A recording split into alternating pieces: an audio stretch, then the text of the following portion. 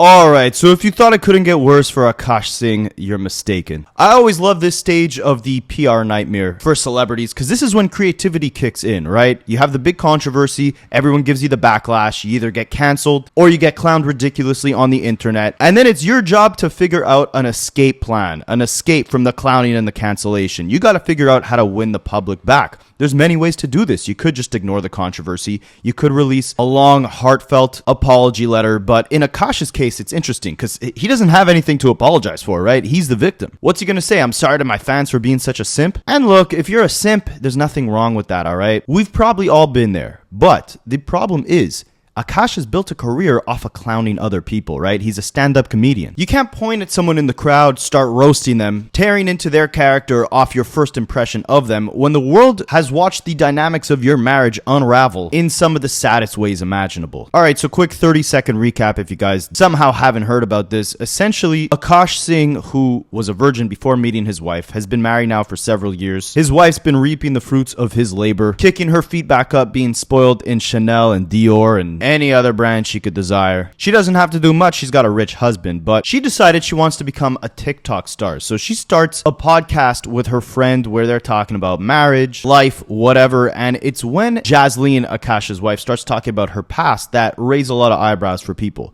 She's talking about popping her pee in her college days. She's saying the co-host of her podcast has a husband with a 10-inch wiener and she wants a ORGY with him. I don't know if I could say that word on YouTube. And Akaash is in the room for all this, by the way. He's okay with this. This is the standard that they've set in their relationship. She's talking about she doesn't sign prenups. Akaash's money is her money, but her money's also her money. She doesn't care if he's tired after a long day. He's still got to go out there, walk the dog, do the chores. She's not cooking, not cleaning, not keeping after the house, which is fine and all, but again, remember, she doesn't have a job, right? So the least you can do is help out when your husband's exhausted. Anyways, they've been receiving a considerable amount of clowning on the internet over the past few weeks as the people have discovered that Akaash is getting done dirty at home, all right? And it gets even worse than this. I mean, clips kept spawning up left and right every single day. Akaash is trying to kiss his wife. She dodges it. But then there's other videos of her kissing the dog. So it's like, you'll kiss your pet, but not your husband? All right, whatever. That's the story. And many people were wondering, how is Akaash going to rebrand after this, right? Because again, you can't really get on stage clowning people when you just became the internet's court jester for the last week. Unless you pull an Eminem from 8 Mile, right? And just start embracing all these things like, yeah, I am a simp. I am a cuck. Bad marriage. I am stuck. My wife was popping her pee while getting her college degree, but now she's hogging my cheese and she won't pop it for me? Well, that's not stopping a thing because she had not believed in prenuptial agreements, so I'm stuck getting slop on my cheek. You get it? Because she would only kiss him on the cheek. To anyone who came from the original Rapaholics page, I had to throw in a couple bars for you guys somewhere here. All right, back to it. So again, Akaash right now, he's on full damage control, right? It started at one of his live shows. I mean, I get it. You're not in a room, you're in an arena, right? But you still have to address the elephant in it. So, you know, he told the story to the audience of how it's crazy to him that people could call his wife a gold digger at this point when he had no money when they first met.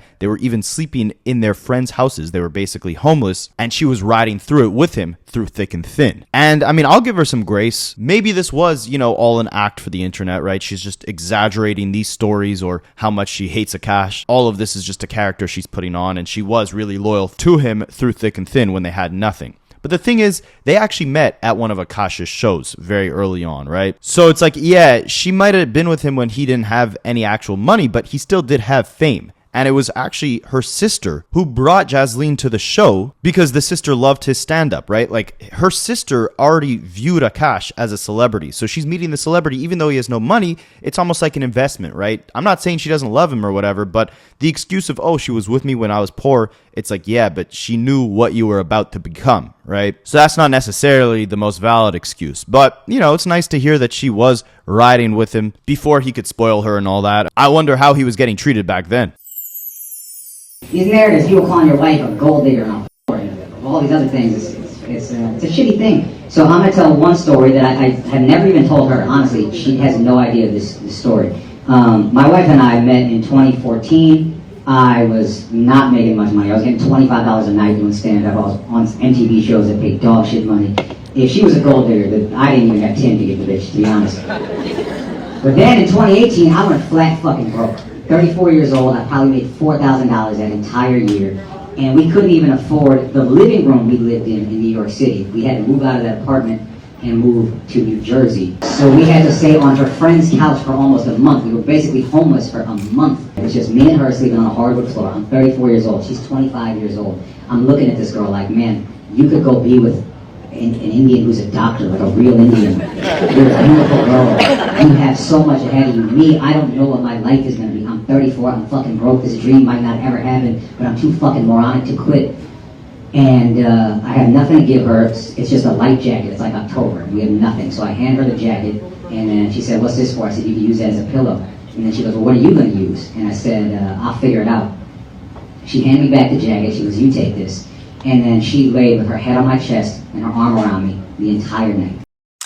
Now, nice story. All right, that's part one of the PR damage control cleanup, right? But Akaash is one of the main members of the Flagrant podcast, right? One of the biggest podcasts in the world. So it's no secret that he can't just get away with a couple leaked clips from his comedy shows where he tells these heartfelt stories and he expects that everything be swept under the rug. They got to address this live in a real sit-down environment with all these other comedian podcast co-hosts flaming him, right? So that's what they did. Well, kinda. And it kind of only made things worse. So they put out a trailer a couple days ago where, they're acting like this is all serious and Akaash is broken, torn down, and, all his friends are here for him, and they gotta address the elephant in the room. They gotta stop this snowball from spiraling further. Akaash, look, I love you, but we have to talk about it.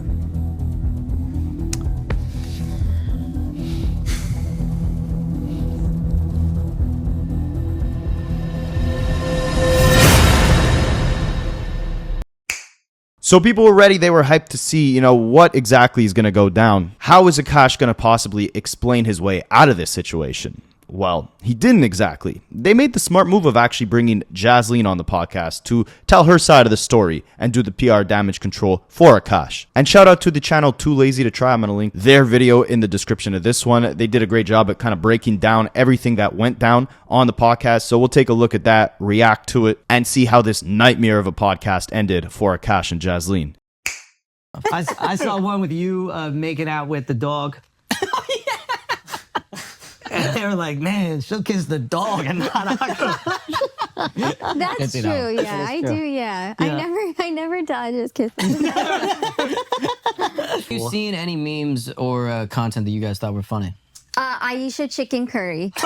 That was Yes, we got to go through the funny objectively ones. good. Objectively good. Yeah. I also like Aisha curry. Yeah, I that can tracks. see it. Yeah. You're digging the hole again. Just saying, you're digging the hole. If she had a body count, I would have been like, hey, cut the. But because she doesn't, and I know how innocent she actually is, it can be, not that I'm so secure, but with that joke, I'm so secure. Oh, I because absolutely would feel insecure. And I think stupidly, I was like, oh, it's an orgy, so it's all of us. It's not like talking. Yeah, that is stupid. Yeah. All right, so the long-awaited Flagrant episode dropped where they finally dive into the Jasleen files, which, of course, this episode didn't go how people wanted it to, because obviously they're just going to try to help do damage control. But even with them trying their best to help Jasleen prove all the speculation wrong, she still, of course, couldn't help herself. All you need to do is just let her talk, and she's going to make things worse and completely humiliate Akaash. So even though Schultz and the crew were trying to joke around and pretend like the internet's just taking everything out of context, they still proved everyone right. This was tough to watch. I mean, it's unbelievable how much she gaslights this guy. He's clearly really uncomfortable with the stuff she does, but she never apologizes. She seems to have no shame about it, and she seems to not understand how disrespectful it is towards Akaash. And Akaash and her pretend like she is so innocent and harmless. Everything she says is just ironic because it's not how she actually is at all. That's what we're supposed to believe here. They brought up her talking about how she's popping her pussy in college, and she claims that just meant she liked to dress up and dance, which sounds kind of ridiculous, but to her credit, they do find a definition on Urban Dictionary that says that. So I might consider giving her the benefit of the doubt here, if this were the only thing in question. This is only one small thing on a giant list. Also right after she said she was popping her pussy in college, she said she had a roster of guys, and somehow she didn't realize this sounded sexual. What else are we supposed to make of that? And she responds to this, the allegation of her sleeping around in college, by talking about how her childhood was similar to a repressed Catholic schoolgirl. And then when she hit college, she felt free and realized she could do whatever she wants. And you could tell Akaash is sitting there please just say you meant something else and you're joking. That's all we need. But she always just has to make things more difficult for him.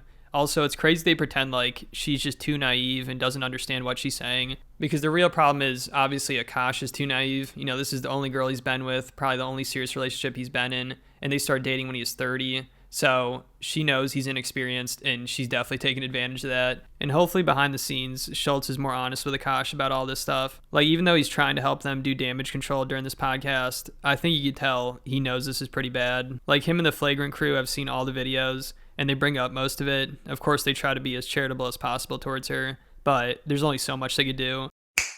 Yeah, I mean, about the whole naive thing, right? It's very hard to believe that Jasleen is actually naive. If you've listened to any of her podcasts, any of the little clips that pop up, I'm not even talking about these sexual ones. I'm talking about the ones where she's discussing marriage and prenups. She obviously has a very good idea of how to actually invest in a rich husband, as messed up as that sounds. Like she says on her podcast, she refused to have a prenup, specifically because just in case down the line, you know, her husband or her significant other doesn't think that this marriage is viable, she's already spent so much time investing in this and making this marriage her life and putting so much time and effort into it that it's like she needs to be compensated or know that she'll be financially secure if things go left and he one day wakes up and decides, oh, I don't love you anymore. But again, considering the fact that this guy was a virgin before they got married, and apparently she was too, and considering the fact that, like, again, he makes it seem like she knew he had no money, she was okay with that at the beginning. Why would you not be okay with then signing a prenup? You had nothing to lose at that point. There was no financial gain for you to even be married to him, apparently. So what type of investment are you losing out on if you sign a prenup, get married to the guy, and then things don't work out in the years to come? I don't know if I'm explaining that correctly, but I say all that to say it seems like she's very calculated in how she went about building her marriage with Akaash. So to say that she's naive about the things that she says now at this point on TikTok, I think that's BS, because you also have to remember, right? For a long time, she was saying all this crap about, you know, popping her pee in college and, you know, group sex with her co-host of the podcast's husband. She's saying all this crap. She's getting a little bit of backlash for it, but the way she responded at first was calling everyone incels. She was saying everyone's just a bunch of incels and everyone makes, you know, under 60K a year, and she's not talking to guys who are making under 60K a year. She's talking about the rich guys, and that's how rich guys are supposed to treat their husbands. Of course, guys making under 60K a year, they're not expected to spoil their wives or to give their wives all their money. It's only the rich guys. So it's like she was brushing off all this stuff until the controversy got too loud to the point where now she has to act like, oh, it was all innocent, you know, I'm just naive, I didn't know what I was saying actually had real consequences to it, or sounded bad, or made Akaash look bad, or made me look bad. But yeah, I mean, she goes on to say, like, the whole popping my pee thing in college that she was talking about, she thought that just meant like getting dressed up and going dancing and stuff, because she was getting her first real taste of independence by the time she hit college. She didn't know popping her pee literally meant, like, you know, pop and open her pee. There had to have been a better expression you could have used, though, if you meant getting dressed and dancing, you know? It's like, yeah, I went on a family vacation. We went to the best restaurants ever. I was really popping my pee with me and all my brothers and sisters and cousins. We're all popping our pee, living our best lives on vacation. Like, no, you wouldn't use it in that setting. Or like, oh, I really killed it at work this month. I crushed my commission. I crushed my sales targets. I was popping my pee all over my employees. No, it doesn't work, right? It doesn't work in the case of when you're talking about going to college, being away from your parents for the first time, and now all of a sudden you're popping your pee. It doesn't add up. Popping pussy. Yeah, let's just get some definition.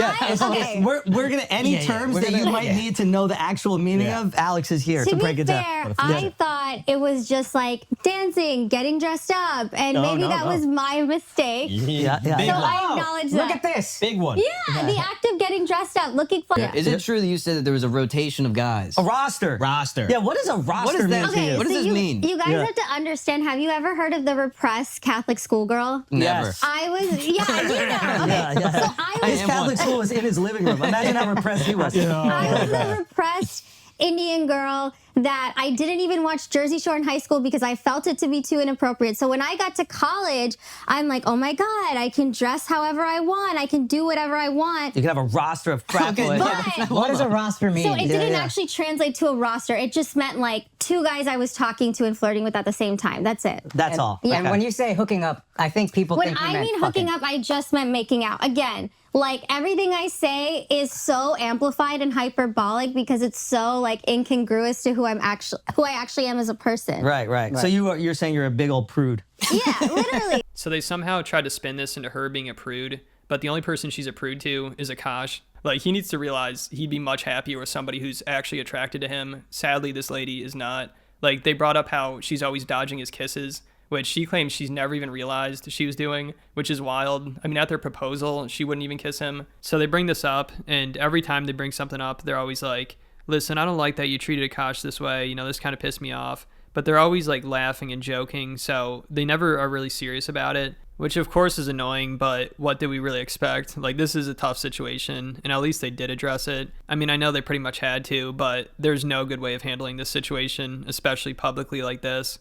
And they wouldn't have needed to if his wife didn't make everything so public. You know, she's the one that decided to put all this out there, so they're like, you know what, we'll have her on, we'll let her explain herself. And I'm sure they knew she would just only make things worse. The ducking the kisses. That was, those are, listen. These ones pissed me off. That I'm guilty of. I'm These guilty ones of pissed that. me off, and I didn't like it one bit, and I need you to explain yourself immediately. Yeah. Okay. Yeah. We so- need to know. Honestly, I Also, didn't- can I just say that Yeah. I would watch the videos and I would die laughing. As a friend who loves him, I would die laughing because they edited it so perfectly where like he's going in and then it just right at the last minute. Always duck his kisses when there are not people around. No, not when there aren't people around, just when there are people around. And I never even That's knew. worse. I didn't Explain know. yourself. I didn't know that I Tell did us that. why. I didn't know that I did that, so I really sat and thought about it. So I think it's a few things. I think it's like You really sat and thought yeah, about it. because I was like, okay, maybe it's like the repressed Indian girl thing where it's like I get a little bashful, I do get a little shy, despite what the internet thinks. Most Indians do. I'm the exception. Yeah, I I don't think give I a fuck. also get overstimulated because Akaash does it a lot, like every 30 seconds, like a little bit. Like, I get it now, this thing. I get it. That's why I grabbed your chin so you couldn't I didn't move my face though. And Schultz seriously had a better reaction to Akaash trying to kiss him than Jasleen has when Akaash tries to kiss her. And no lie, Schultz is so much more affectionate towards Akaash than Akaash's own wife is. I mean, it's insane what's going on here. Also, she's shy about being affectionate towards her husband in public, but she'll try to hit on and hook up with her co-host husband and talk about his dick right in front of Akaash. Like, they bring that up and they're like, what the hell was that? Of course, they have to joke about it and try to downplay it a little bit, but you can tell they're disturbed by it. But she somehow finds a way to blame it on Akaash. It's hilarious. She's just beating this man into submission. Like, she responds by talking about how this is just her sense of humor after hanging around Akaash for a while. And she says that's just like how she makes jokes. And then she says Akaash basically started the orgy joke. So this guy's so cucked. His wife tried to hook up with another guy. Then when she got called out, she blames it on him. It's incredible. Like, she has to be the greatest gaslighter of all time. I mean, Akaash looks so uncomfortable during all this. Like, he tries to crack some jokes, but you tell he's absolutely dying inside. And she tries to act like this is just how they joke around. They make sexual jokes about other people, I guess. And Akaash just finds it funny and playful, even though clearly he is not okay with it. You know, they start joking about it here, like how his wife is talking about the other guy's dick. And Akaash does not seem amused by it. Yeah, the whole thing about the other dude's privates, I mean, her bringing that up on a podcast when Akaash was in the room, I don't understand it. Listen, maybe my sense of humor is different, but if we're married and I'm sitting right next to my boy and you're talking about how big you think his package is while there's like 17 videos of you dodging my kisses in public, I don't know. A problem exists here. Either we got a problem, I'm the problem, there's going to be a problem. This whole thing is a problem. It's just, honestly, like my heart was breaking when I heard Jasleen say this on the podcast about Akaash's friend talking about his 10-inch package. And then my head exploded when I realized, oh my God, he's in the room while she's saying this. Then he ends up on the podcast later in the episode sitting right next to the guy who his wife just said had a 10-inch package and she wants to have an ORGY with. Like, I get it. This could be perceived as comedy, but like, for who, right? And it's completely at the expense of your husband's dignity here, right? I don't see how you can even try to clear something like that up or make an excuse for it, but hey, let's let her try. You guys have like idiosyncrasies that are kind of different from Yeah. a lot of couples. Yeah. You know what I mean? Like, Apparently. bruh, the orgy thing was fucking, that shit was crazy. I even watched it and I was like, so break us down. I need an explanation. Has the orgy happened? So, okay, no, it hasn't. Okay. No, I still only fucked one woman. That's what I thought was. Now, would you have let him get some side in this hypothetical Yeah, orgy? of course. Everyone should be included. Nah, but Akaash wants the dude. The dude. You think he can handle all 10 inches of Nav? You think you can take Nav down? Shout out Nav, bro. Yes. Shout out Yes. Nav, you fucking home wrecker.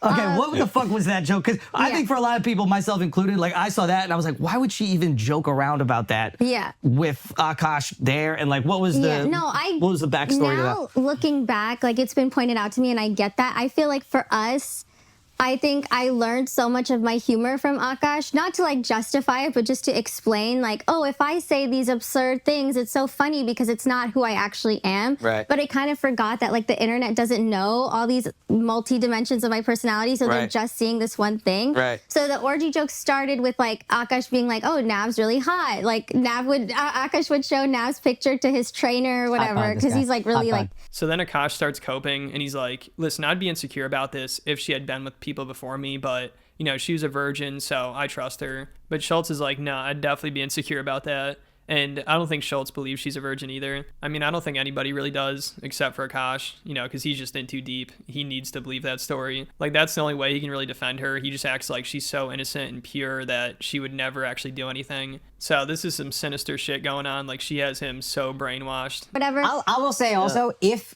she had a body count, I would have been like, hey, cut that. But because she doesn't, and I know how like innocent she actually is. Oh, you are a virgin? That's real? I was a virgin until I met him, yeah. Really? Yeah. Oh, okay. Yeah. All right, good to know. Yeah. And if she wasn't, that body count thing, I'd have been like, what are we doing here? Right. Because I would have been insecure about it. But I can be, not that I'm so secure, but with that joke, I'm like so secure. Oh, I absolutely would feel insecure. And I think stupidly, I was like, oh, it's an orgy, so it's all of us. It's not like Yeah, that is stupid. Yeah. I say you're being inclusive. You're being inclusive. And she also seems to think the orgy comment wasn't that inappropriate because at least she included Akaash. So at least her husband can watch her have sex with someone else. I mean, it can't get any worse than this. Also, she tries to be like, well, there's a double standard here because Akaash makes jokes about getting hand jobs from women. But then they're like, well, don't you tell him he can do that? And she's like, yeah, I tell him he can go to a rub and tug if he wants because it's less work for me. And the crew tries to make it seem like, oh, nice, good for Akaash, you know, we're jealous. But she clearly is just disgusted by Akaash. You know, she's also previously talked about how he smells down there. No offense to the homeless people, but like, you know, when you get on the subway and there's like a homeless person sleeping and like everyone has to get out of that car? Yeah. That's what my husband's balls smell like. Oh my God, I hope he's not mad. So she just wants nothing to do with him. You know, she'd rather have some random lady pleasing him.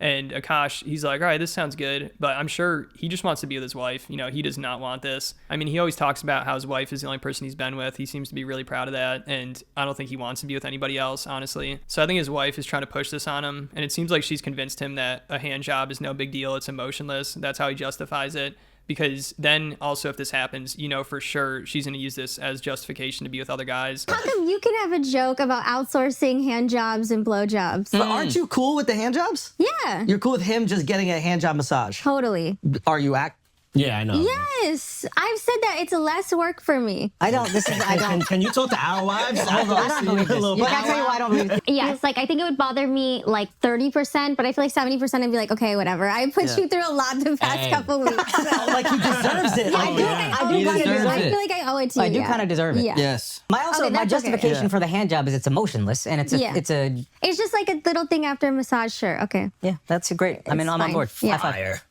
I also like the fact that it's just less work for you. Yeah. And I know your day is full of work. Okay, because I think that was inappropriate and that was uncalled for. So will you go ahead and dismiss this and explain yourself on the record? I do things. Okay. All right. And then she tries to come up with stuff she does around the house, and all she could think of is she takes care of the dog. But Akaash is like, well, also whenever I come home from the road, the apartment's always clean. And she's like, oh, I hire people to do that. And Akaash could be acting here, but he seems surprised by it. He's like, oh, really? You do that without telling me? And she's like, yeah. And his face completely changes. So it's hard to tell, you know, because the whole time they're laughing and joking. They're acting like everything's a joke. But Akaash clearly has a lot of problems here that should be addressed. And this seems like it might be possibly a rare moment where he realizes she broke his trust. Because it sounds like he always thought she was cleaning the house and she never told him that she was hiring a cleaning crew. Like, he's even trying to give her credit here by making it seem like she cleans the house. And still she's like, no, I don't do that. You know, it's like she's just rubbing it in his face. Yeah, listen, like, I always feel uncomfortable commenting on someone else's marriage, right? Like, to each their own. It's just so many things lining up here that are absolutely insane to the point where, like, at what point do we have to say, these people are not meant for each other, right? Like, she would rather him go to a massage parlor to take care of his desires and pleasures and all that because she thinks that down there, his package smells like a sweaty subway station.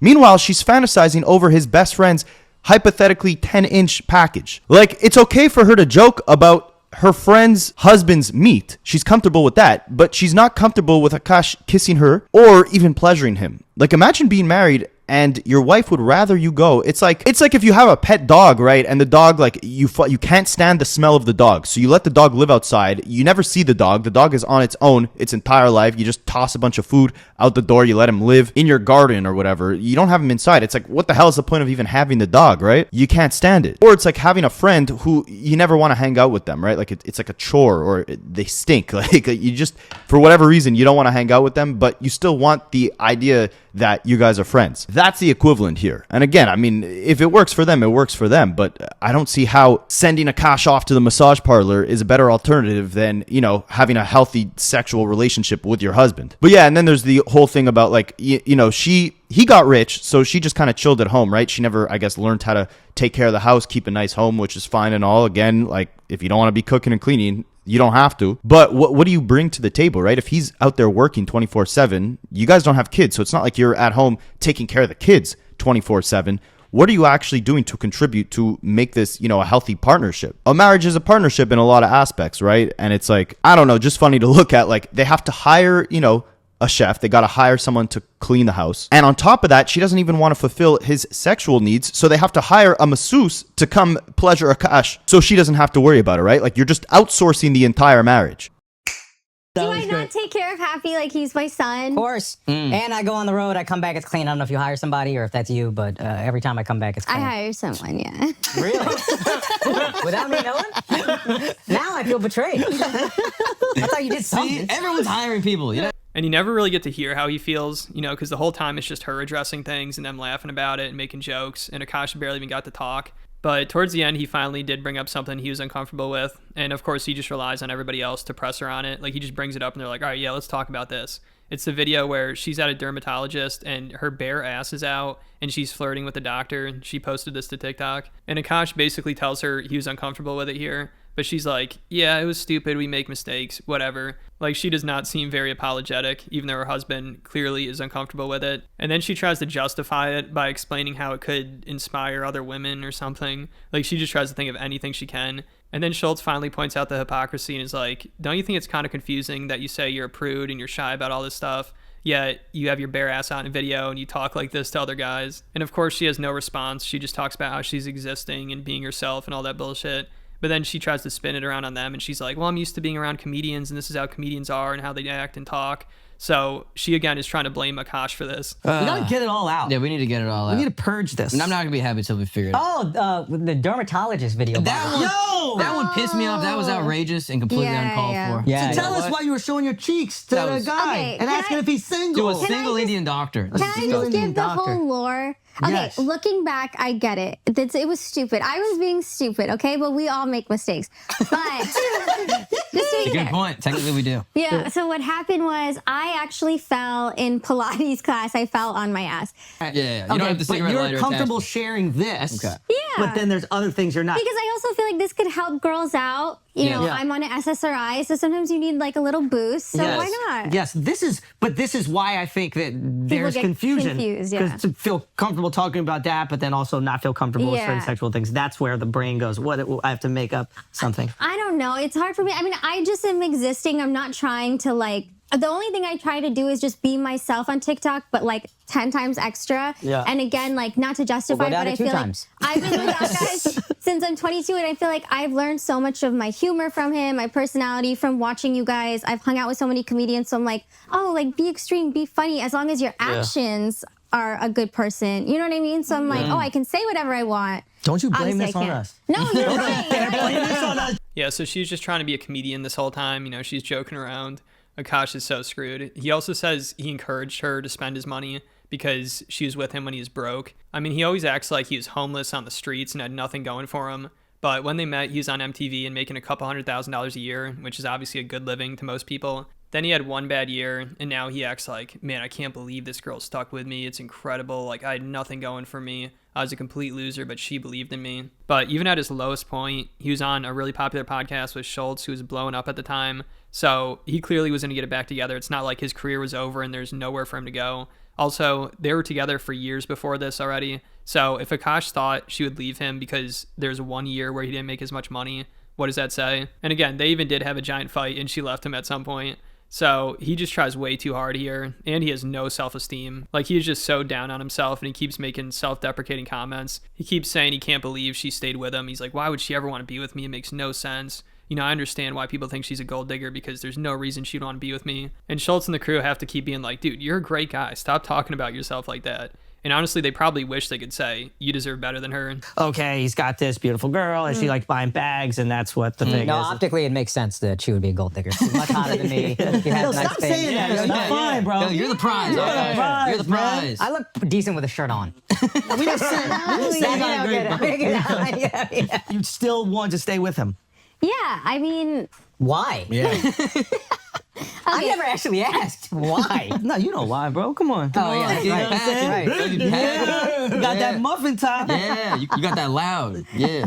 okay, the real answer. What is loud? What was that? His dick smells. Oh, that dick. Yeah, because once you... Yo, Kurt. So he just has no confidence or self-esteem, and he thinks there's no way he could ever do better than her. So he just has to put up with all her BS, and he has to spoil her. I mean, it's almost like he feels bad for her that she has to be with him. Like, that's how down bad this guy is. So once he started making money after that one bad year he had, he encouraged her to shop, and he said it's like therapy for her. And then she says some crazy shit. She basically acts like shopping is a good lesson for her because it shows her she can spend money without worrying about it. She seriously tries to say something like that. And then also Akaash talks about how emasculated he felt when he couldn't afford to buy his wife nice things.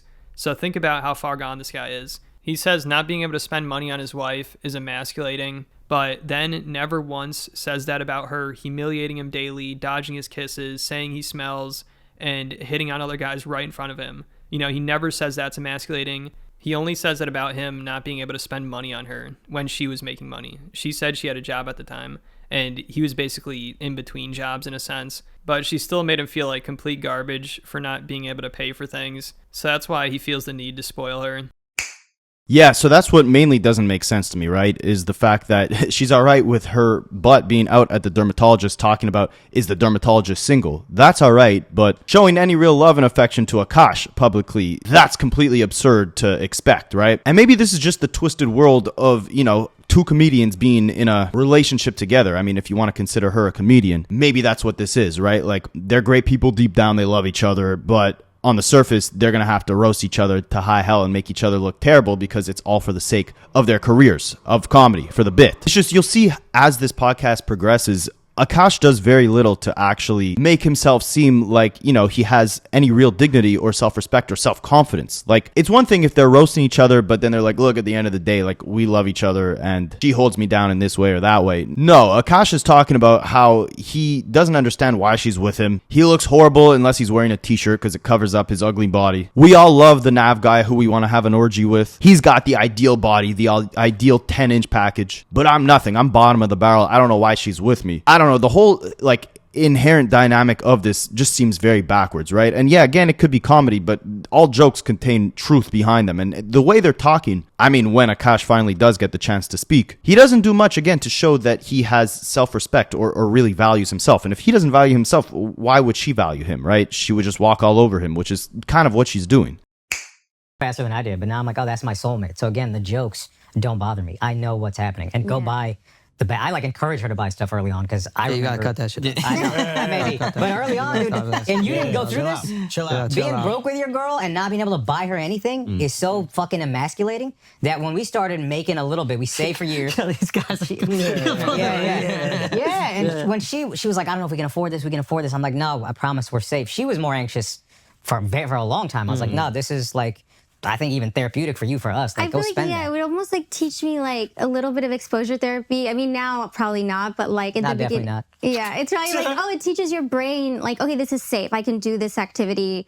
Like just like how posting on TikTok was and like whatever else. But I mean, now. And it sounds like before Akaash started making a lot of money, they would fight all the time. I mean, he says it was really toxic and he'd start hitting himself. So he started going to therapy soon after they started dating because he wanted to make things work. And he's like, yeah, but therapy didn't really start working until 2019, 2020, conveniently around the same time Flagrant blew up and he started making a shitload of money. So we didn't have any tools. Our fights would get crazy. Like, I am very calm with her until I'm not, and then it's hard for me to cap the energy. 0 to 100 in a second. 0 to 100. 0 to 0 for 10 days and then... She never felt unsafe like I would hit her. Sure. But like, I like hit myself a couple of times like a fucking maniac, and like, that's not gonna make you feel safe either. No. So it was a lot of therapy. As soon as we got together, I'd been thinking about therapy for a while, and I realized I love this girl, and I don't even think I knew how much until therapy, but like, I was like, yeah, I love this girl. This girl I want to make it work with. I can't let this get in the way. So I started therapy 2016, I think. And then it didn't even really take hold, I feel like, until like 2019. And then 2021, I felt in like, whatever, 2024, 2025, I'm feeling more and more like, it's just one of my therapists, a couples therapist we had, said, all therapy is trying to get your emotions into words. So I don't think therapy is helping this man at all. And I don't know if anything will. I think he's just accepted he's willing to be a pay pig cuck to be with this girl, which is going to be rough as a comedian. Like, no one ever lives down the cuck label. And this is one of the worst examples of it. Like, they can never criticize Will Smith or Steph Curry on this podcast ever again. Like, Akaash, he used to love calling people cucks for this exact behavior. So there's always going to be this elephant in the room. And I don't think his wife is going to stop here. She might stop for a little, but she'll be back at it. Because what is Akaash going to do? The guy is totally spineless. And even after this podcast, his wife clearly doesn't think she did anything wrong. So she'll just continue to walk all over him.